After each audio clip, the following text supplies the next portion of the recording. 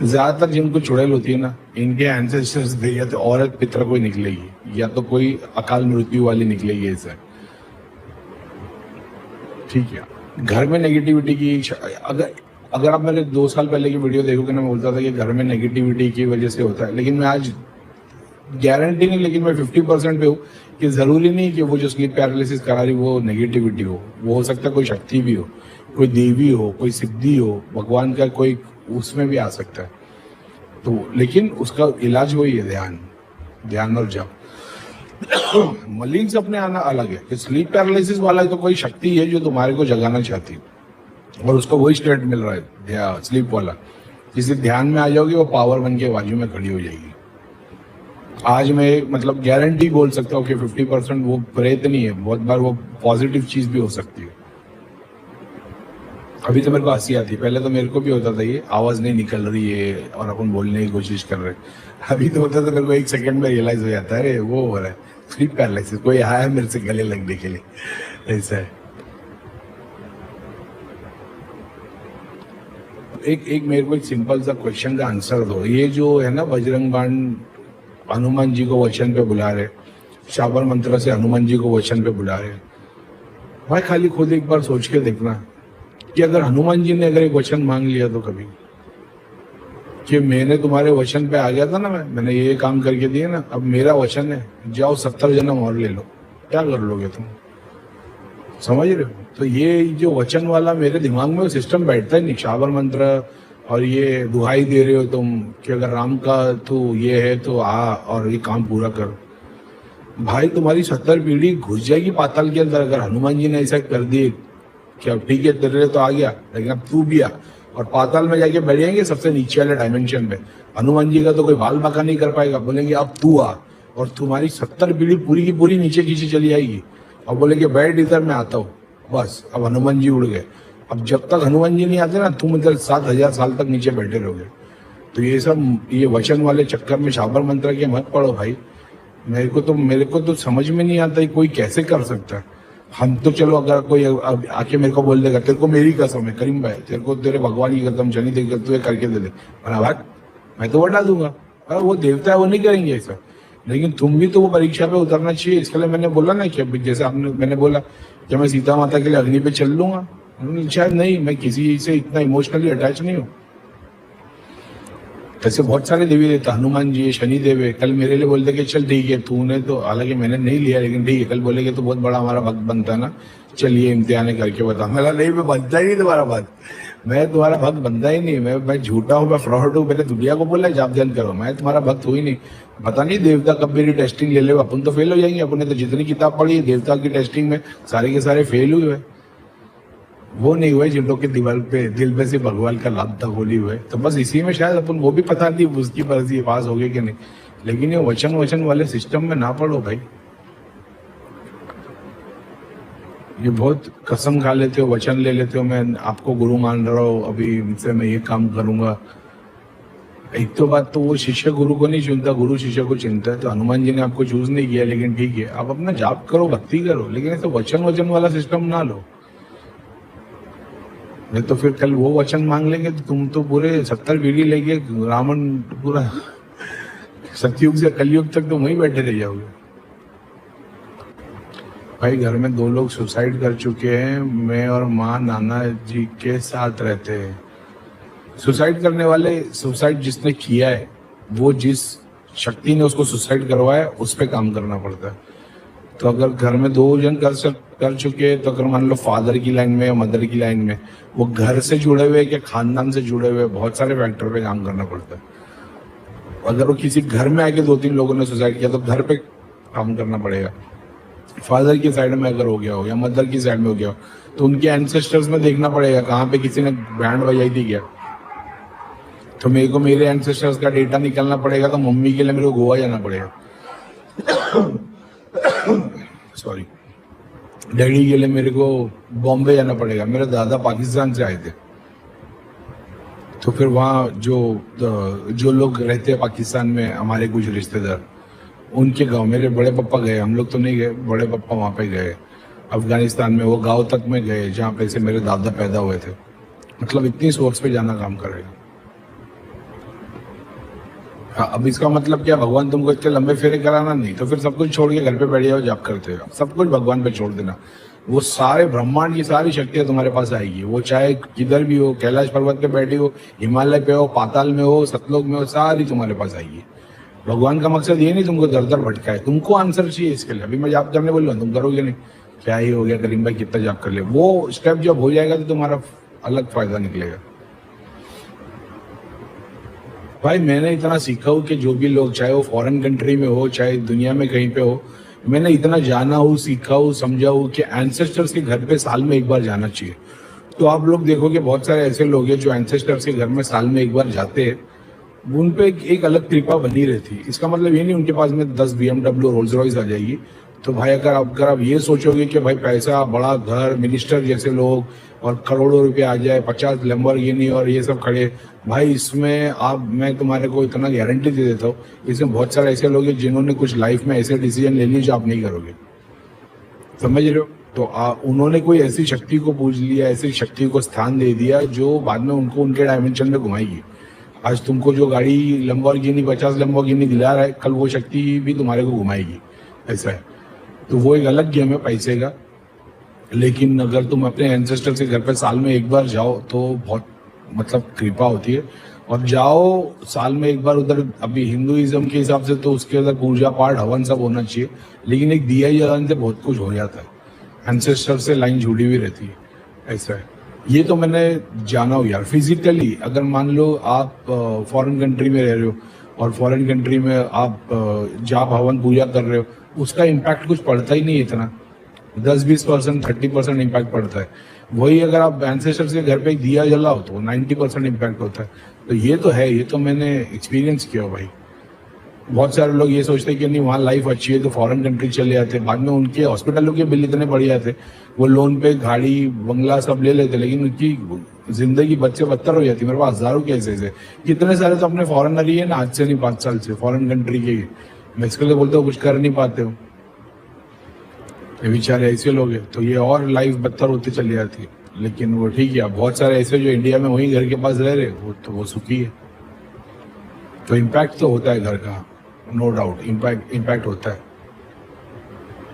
अब इसको अगर एक लॉन्ग शॉट से देखेंगे ना तो एक तरीका यही है कि वो एंसेस्टर्स ने कहीं ना कहीं डायमेंशन में आके मान लो 90% मुक्ति पा ली है, 10% कुछ चीजें रह गई, तो साल में कुछ दिन के लिए वो उस घर में आ रहे, इम्पैक्ट आ रहा है, तो उस घर में भी आ रहे और वो दूसरे जितने डायमेंशन से जुड़े हुए थे, जितनी जर्नी थी, जितने जन्म हुए थे, कहीं ना कहीं थोड़े ग्लिम्स में तो जिएंगे। जैसे कुछ उनकी लाइफ में अगर देखोगे तो उनको अचानक, वैसे तुम सो रहे हो, अचानक में तुम देखते हो तुम स्कूल में हो, फिर दिखाते चल के जा रहे हो, अचानक में फिर कहीं पहुंच गए, होटल में खाना खा रहे हो, फिर एकदम से बड़े हो गए, तो फास्ट में लूप में चेंज हो रहा होता है। उसी तरीके से वो लोग भी अपनी लाइफ में कहीं ना कहीं जी रहे। जैसे आज ये लाइफ में हम लोग बात कर रहे हैं, मैं लाइव हूँ, बात कर रहा हूँ, कर्म के तौर पे कहीं पे मैंने बहुत सारा ज्ञान लिया है, वही मैं आप लोग को बांट रहा हूँ, वही चीज सिखा रहा हूँ। तो आज की डेट में प्रेजेंट में मैं यहाँ हो गया, उसी तरीके से कल मान लो 10 साल बाद कोई वीडियो देख रहा होगा, समझ लो, तो कुछ ना कुछ मेरा कार्मिक रूप उससे होगा जो मेरा जुड़ा हो जाएगा।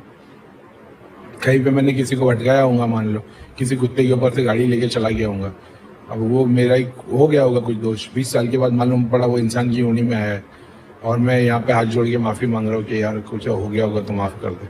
तो हो सकता है मैंने आज प्रेजेंट में उस पर गाड़ी चढ़ा दिया, 20 साल के बाद मैं आज हाथ जोड़ के उससे माफी मांग रहा हूँ, तो मैंने एक लूप में उससे माफी मांग के भगवान ने एक्सेप्ट कर लिया। से कार्मिक में बहुत गली घुमाई है भगवान ने, सब बहुत कुछ हो सकता है। भैया प्लीज बताओ मास्टरबेशन से ऑरा कम होता है क्या, प्लीज हेल्प कर दो, क्या इससे जाप की शक्ति कम हो जाती है क्या? इससे ना भाई योग के थ्रू जाओगे तो भाई एक बात बता दो तुम्हारे को, ऐसे कितने सारे लोग हैं सेलिब्रिटी टाइप के लोग, जो लोग ये सारी गलत चीजों में इन्वॉल्व है, लेकिन उनका कोई ऑरा कम नहीं होता। समझ रहे हो? वो शराब भी पीते, ड्रग्स भी लेते, 50 के साथ घूमते भी, सोते भी, सब कुछ करते। ऑरा देख लोगे तो ऐसा लगेगा लिटरली भगवान चल के आ रहे। लाखों की भीड़ में वो अलग से एकदम पूरा जहां पहुंचेंगे पूरे एरिया को जगमगा देंगे। तो ये बहुत नादान सी चीज आपने पूछी है। एक शैतान की शक्ति को भी पीछे खड़ा करके और ऐसा किया जा सकता है कि तुम जैसे शुक्राचार्य के बारे में बता दिया, हम तो है ही शुक्राचार्य के वंशज, इसके लिए तो वो इतना वो और है। लेकिन ऐसी बहुत सारी ब्रह्मांड में ऐसी चीज है जो भगवान वाली है ही नहीं, सिद्धि शक्ति है, सेलेक्टेड डायमेंशन के लिए आई है। मोती भस्म की कितनी सारी चीजें वो सीपी की है, वो आसन माला सब सिद्ध करके दे देती है। 1 सेकंड में आकर्षण ऐसा बना देगी कि तुम्हारे को देखते साथ ही बंदा एकदम बोले अरे भाई ये कुछ है। बस ढोंग उसके लिए ये करना पड़ता है कि फिर वही कपड़ा पहनो, वही वो वाला ढोंग वो पहन लो, उसका अटायर डाल दो ताकि लोग डाउट ना कर सके। जैसे मेरे पे लोग डाउट करते कि यार भगवान की इतनी बातें करता है और रहता है एकदम चिल आउट है, एकदम फंकी कपड़े पहनता है। नहीं तो मेरे को भगवान रुद्राक्षी माला तिलक लगाता तो लोग एग्री कर लेते। ऐसा है, तो उसका भगवान से कोई लेना देना नहीं है। लेकिन ये कम होता है तो भाई होने वाले का होता है भी, जिसका नहीं होना उसका नहीं होता।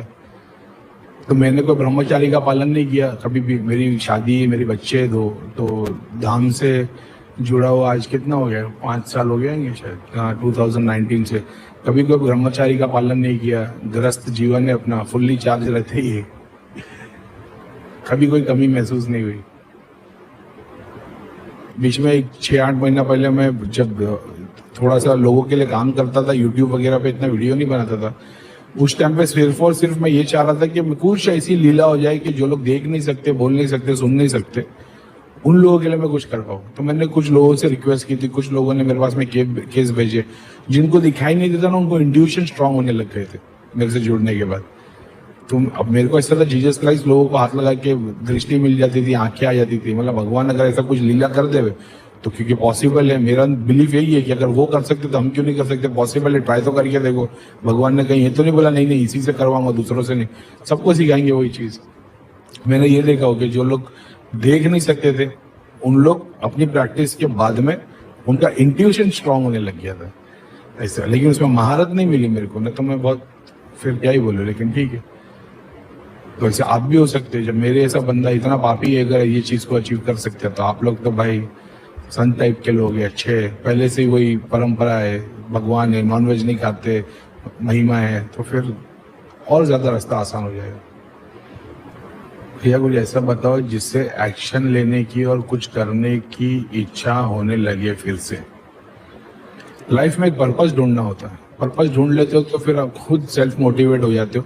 और सेल्फ मोटिवेट होने के बाद जैसे सिंगल स्टेप पे बाहर निकलते हो ना, तुम देखते हो कि यार यहाँ पे से सीखा जा सकता है। सिर्फ एक स्टेप लेना होता है, ये नहीं घर पे बैठ के सोच रहा हूँ, बोले चल आज जाके निकल के देखते हो क्या होता है। यूनिवर्स रास्ते बनाना शुरू कर देती है उस चीज के लिए, कोई एक मोटिवेशन चाहिए होता है। एक बात को समझ लो, घर से सारी चीजें निकाल दी, 90% प्रॉब्लम सॉल्व हुई, रिलीफ फील हुआ, फिर से तकलीफ कुछ हो रही है, मतलब घर में कुछ रह गया, तो ढूंढो।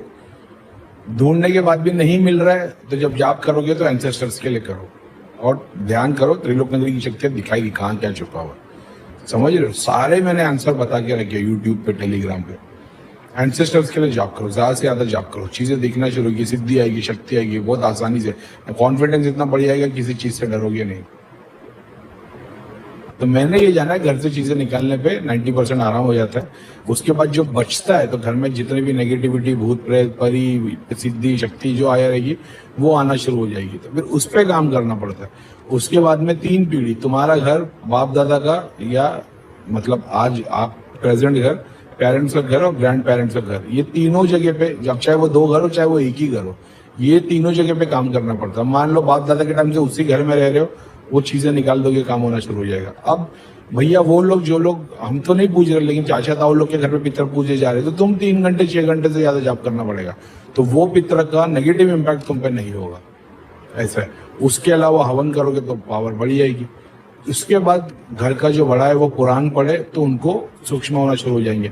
अब अगला बंदा उनको भोग चढ़ा रहा है तो भोगी वाला काम तुम्हारे पे आना शुरू हो जाए, अपना इम्पैक्ट नहीं पड़ेगा। लेकिन जब तुम जाप करके अपना और सिद्धि शक्ति दुनिया का काम करो, जब भगवान खुद तुम्हारे साथ आ जाता है, तब ना पितर, ना देवता, ना किसी का नेगेटिव इम्पैक्ट नहीं आता, अनलेस भगवान चाह रहा। तो ये सब बता रखा है।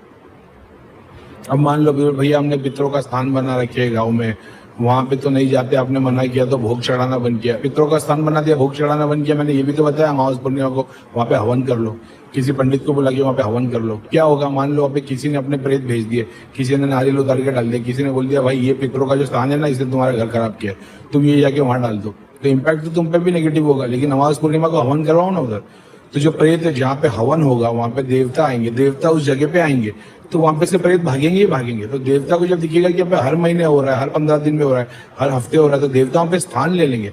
जब देवता वहां पे स्थान ले लेंगे तो जो बुरा करने आएगा उसी का बुरा हो जाएगा। समझ रहे हो? अब जब उतारा करके मैं बोलता हूँ उतारा नारियल उतार के हनुमान जी के मंदिर डाल देना, तो जिसने मंदिर बनाया उसको थोड़ी इम्पैक्ट पड़ता है। सार्वजनिक मंदिर है, सारे लोग आते हैं, देवता ने स्थान ले लिया, अब उसकी जिम्मेदारी सबको संभालने की। समझ रहे हो? वैसा हो जाएगा पितरों का स्थान भी। आपने तो कुछ किया ही नहीं, आधा ज्ञान लिया है। करीम भाई ने बोला पितरों को भोग नहीं चढ़ाना तो पितरों के स्थान पे नहीं जा रहे, भाई उधर हवन पूजा कर लो, देखो तो सही, ग्रेस इतना होने लग जाएगा, देवता बैठने लग जाएंगे पितरों के साथ, तुम्हारी पावर ऐसी बढ़ी जाएगी कि फिर क्या ही बोलो, गाँव में फिर दुनिया हिलाने लग जाओगे। ये सब बताया हुआ है। तो जिंदगी जीने के लिए सब चीज की जरूरत नहीं, घर पे बैठ के जाप करो, उसी से हो जाएगा। लेकिन तुमको हर पल स्टेजेस में चाहिए ना आंसर, उसके लिए सब करना पड़ता है। अपने में एनिमल्स दिखते हैं, अजीब अजीब सपने आते हैं। अजीब अजीब सपने आने का मतलब है दृष्टि खुली और बहुत सारी चीजें तुम्हारे से जुड़ी हुई है। तो कोई एक चीज का जाप करना शुरू कर दो, वो साफ होता शुरू हो जाएगा, तो फिर अजीबोगरीब चीजें नहीं आएगी, फिर मेन पॉइंट की चीजें आएगी।